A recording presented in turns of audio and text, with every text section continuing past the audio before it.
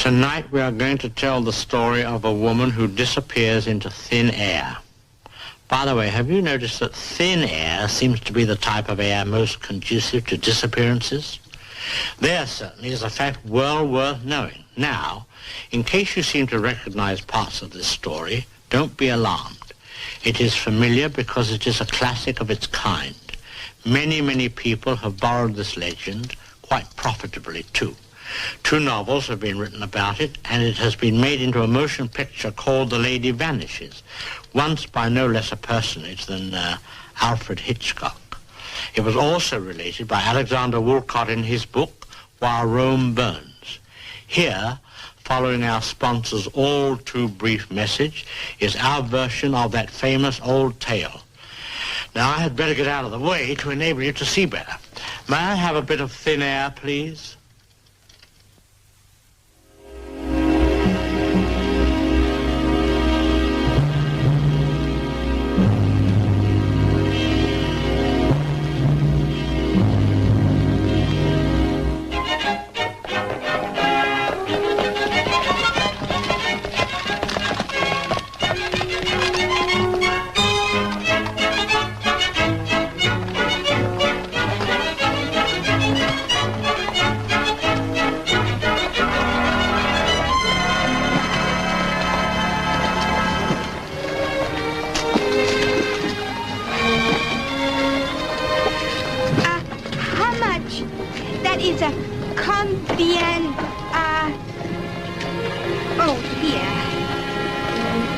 Merci, mademoiselle. Ah, bonjour, madame. Bonjour, mademoiselle.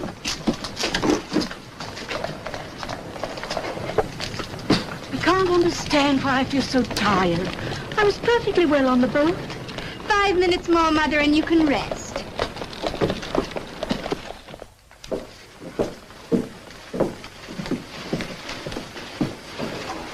Bonsoir, mesdames. Vous avez retenu une chambre? I'm afraid we don't speak French. Does anyone here speak English? Oh, forgive me, mademoiselle. I was asking whether you had reserved rooms. We are extremely busy at this particular time. Oh, yes, we reserved by cable 6 weeks ago from India. Winthrop. Winthrop. Ah, je suis désolé, mademoiselle, mais nous n'avons... Oh, forgive me.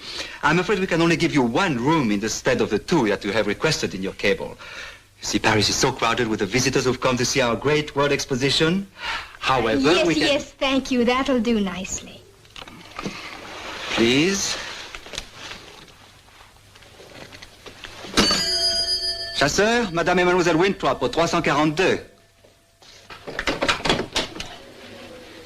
Voici, madame. It's a lovely room. And look, Mother, an all new clock, almost exactly like ours at home. And those wonderful velvet curtains. And that old-fashioned 4-poster. Yes, dear, it's a lovely room. You are tired, aren't you, dear? Just rest over here in this chair while I turn the bed down. Allow me, mademoiselle. Thank you. Now, darling, we'll have you in bed in a moment. Later, dear. I'll undress later.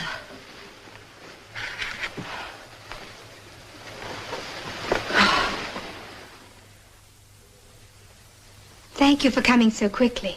Oh, I'm right here in the hotel for the convenience of the guests. But tell me, when did your mother first complain of feeling tired?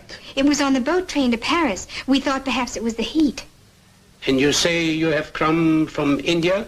Yes, we stopped to see the exposition on our way home.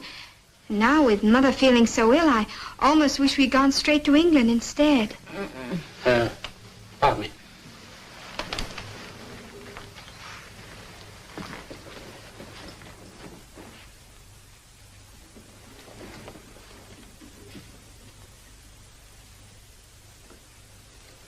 Just a little fever.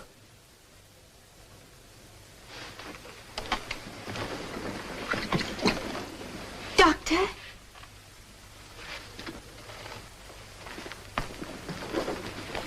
Doctor?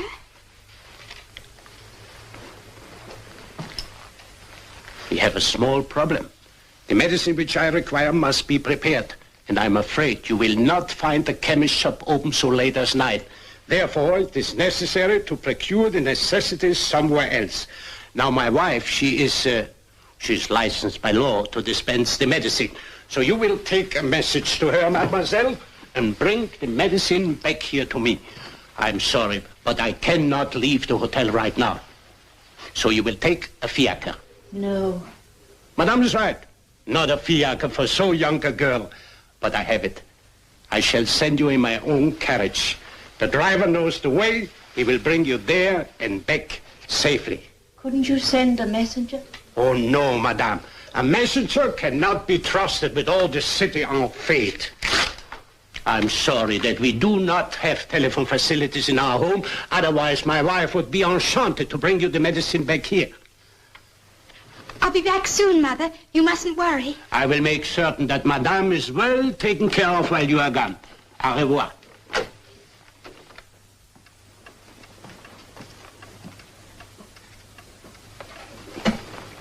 Do you mind waiting here, mademoiselle, while I gather the medicine? It will take a little time. So please, have patience. Thank you.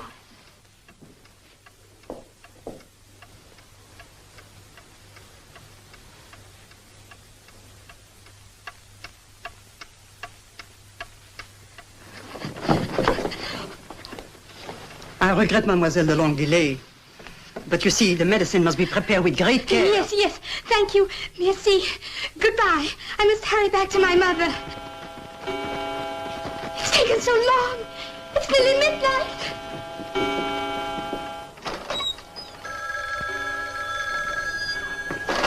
Bonsoir, mademoiselle.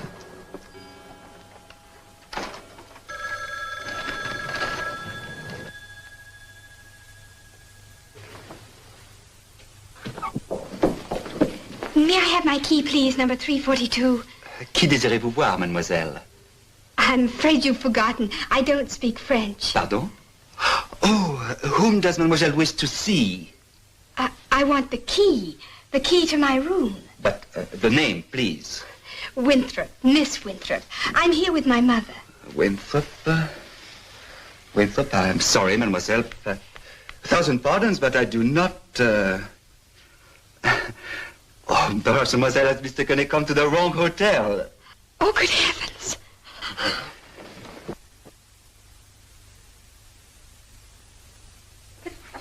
This is the right hotel. Well, I remember it. I know you. Don't you remember? We asked for 2 rooms and you only had 1. Well, I signed that register right there. I'm sorry, mademoiselle, but see for yourself. Number 342, Monsieur Duchesne. He has been with us for some days.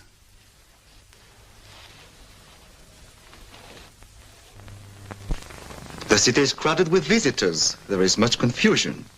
You have merely mistaken the identity of your hotel. It happens frequently, mademoiselle. I've not mistaken the hotel. I remember you. I know my room number. My mother's up there now. She's very ill and I must go to her. Mademoiselle, I cannot permit you. Monsieur Duchesne went out early. He must not be disturbed. I don't believe you.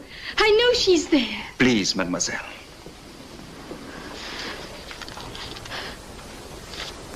Why, that porter over there. He carried up our bags. Chasseur? Oui, monsieur? This young lady wishes to know if you remember her. Mademoiselle désire savoir si vous vous souvenez d'elle. Mais no, I've never seen her before. Oh, but you have. You carried up our bags just this evening. No, mademoiselle. The doctor.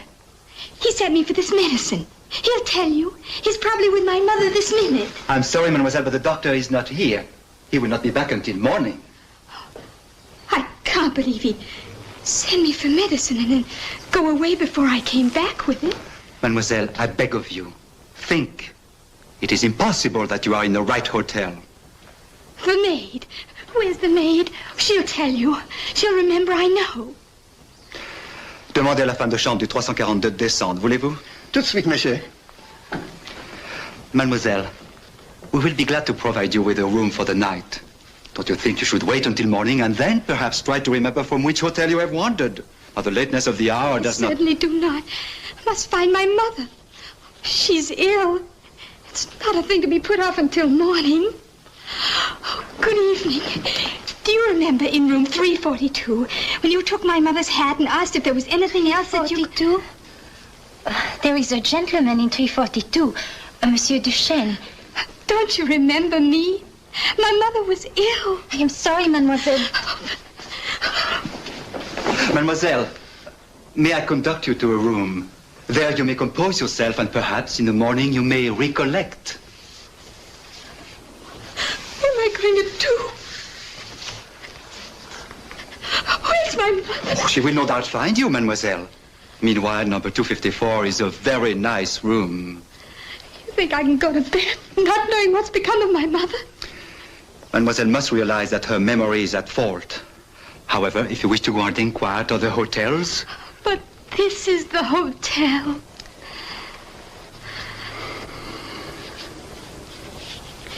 Perhaps you're right. I'm very tired. I should go to bed and think. There must be some explanation. Certainly, mademoiselle. Of course there is. When you are rested, you will consider and reveal the truth to yourself. After you, mademoiselle. Now, mademoiselle, you should go to bed immediately. You will feel much more restored in the morning. Perhaps.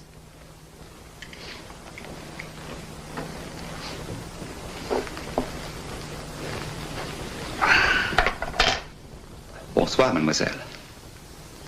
You'd better get some rest now. Yes, thank you. Good night. Good night.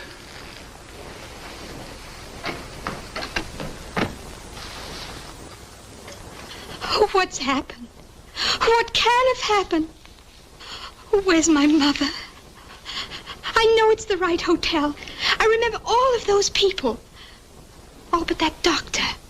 I did sign the register. Oh, there has to be an explanation. I'm not going out of my mind. Oh, no, certainly not, Miss Winthrop. As you say, there must be an explanation. I clearly remember Perhaps. all those people who now choose to deny they ever saw me before.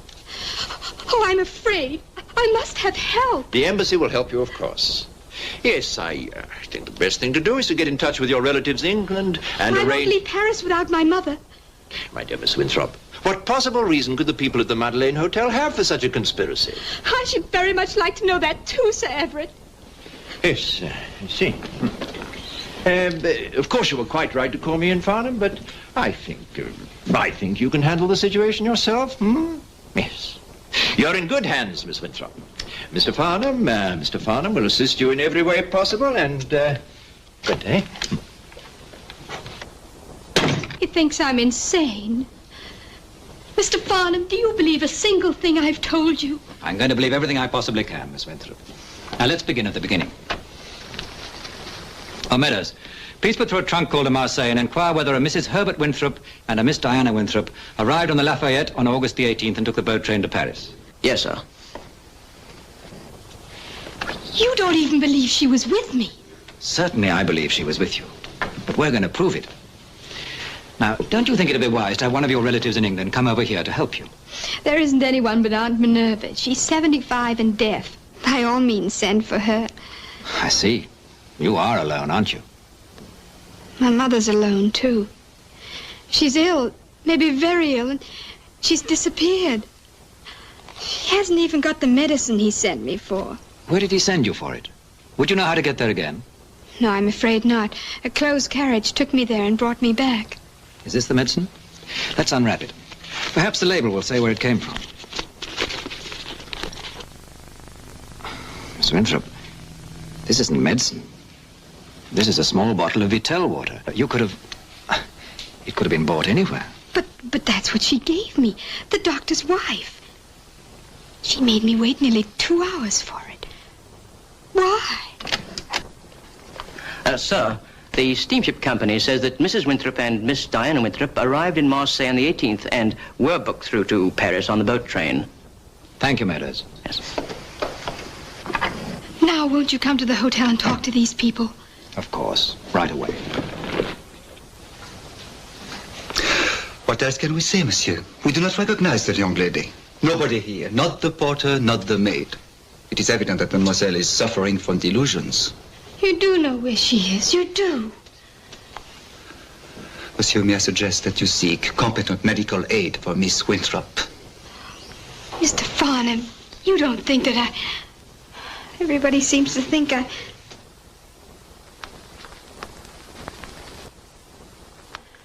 Good day, gentlemen, and thank you.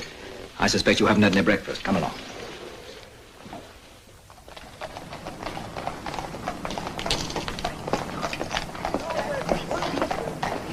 She kept me waiting and waiting until finally I remember the clock striking 12. I've been there for...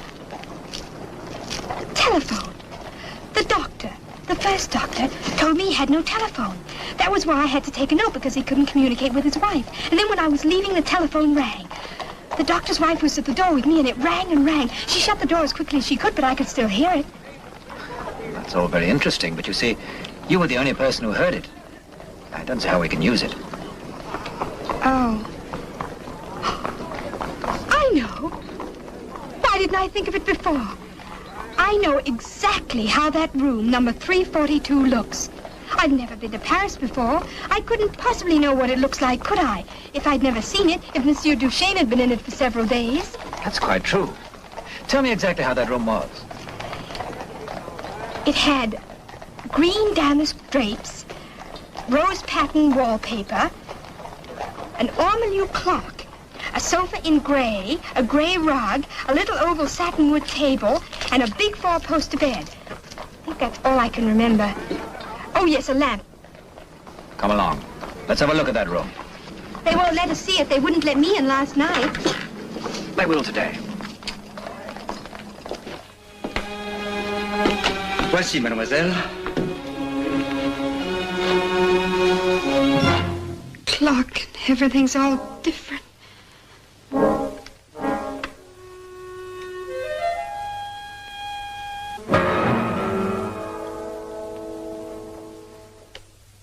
The best thing for you to do is to get to London where you can rest and leave us to make inquiries into the disappearance of your mother.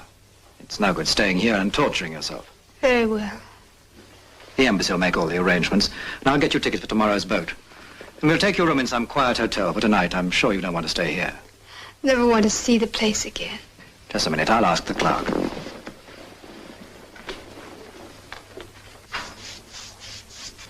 The clerk says the Marie Antoinette's a nice quiet hotel. I've taken a room for you there.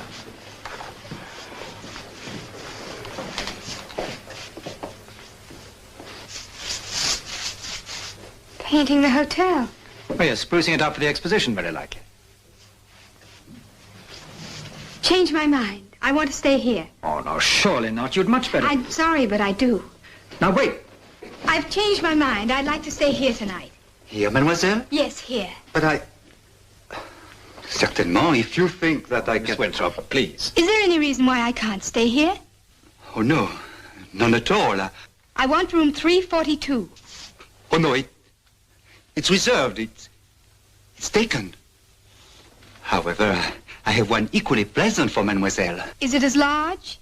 Oh, yes, larger, perhaps. In that case, you can give it to whoever has reserved room 342. Oh, no. Impossible. Sure, they didn't write and ask to reserve room 342. They merely asked for a large room. In that case, I can't see why I can't have room 342. Is there any reason why she shouldn't have it? Why, it's irregular. Most irregular. The rooms have been assigned. I won't keep thinking it's the same room if I'm in it and can see that it isn't. We don't insist, of course, but Miss Winthrop has had a frightful experience, and if it would comfort her to stay in the same room, I cannot see why you should object. Monsieur, it is a matter of indifference to me, I assure you. However, it is quite expensive. Oh, is it very expensive? Well, perhaps I'd better not. Could I just look at it? Maybe I'm being foolish, but I must be sure. Very well.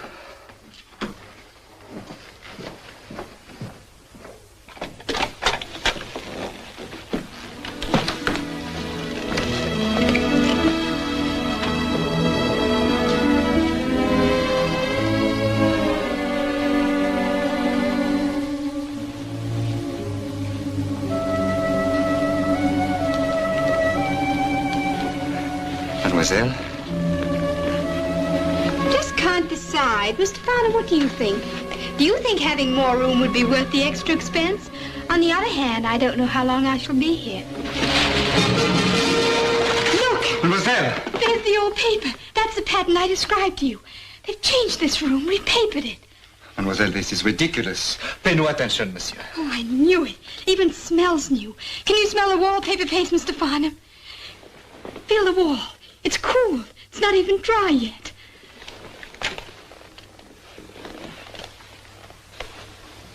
Where is she? What have you done with my mother? What's taking so long? How could she have died so quickly? Oh, why won't they tell me anything? Try to hold on, Diana. I don't know what it's all about either. They won't talk to anybody but Sir Everett. He'll be here in a moment, just a moment. I'm sorry to have kept you waiting, Miss Winthrop. Sit down.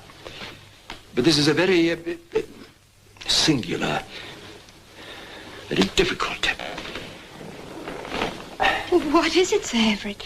Oh, tell me, please. Miss Winthrop, let me say at first that we, the embassy, would never for a moment have countenanced this, never, but we've been presented with a fait accompli. There's nothing we can do about it. About what? About what? The doctor saw at once that your mother was very ill. Very ill indeed. He sent you on this wild goose chase to give himself time to make arrangements for her to be transferred elsewhere, secretly. Arrangements? Why did they have to be secret? I know it's hard for you, my dear. Very hard. I'm trying to explain the best way I can.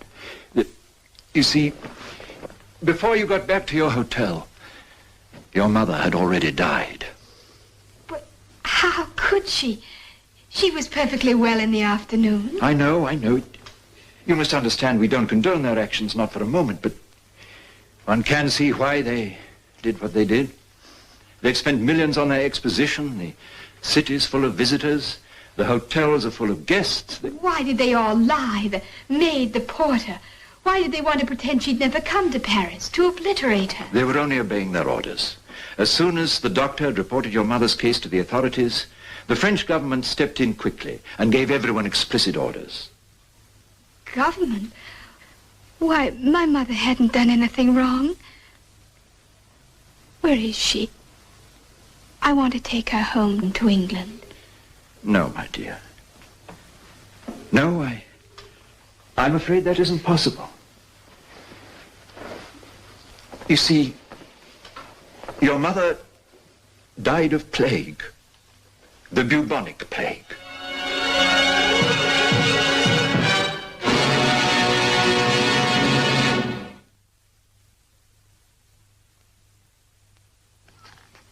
Oh, I'm glad to see so many of you are still with us. There was a disturbing suggestion at the very close of our story, which I wish to clear up at once. You will be relieved to hear that Diana and Basil's story ended happily. They did not get married. And now for that part of the program you have all been waiting for, after which I'll be back. And that completes our offering for tonight. However, I am not giving up. Next week, I plan to stage a comeback and shall present another in our series of situation tragedies. Good night. Oh, incidentally, I thought the little leading lady was rather good, didn't you?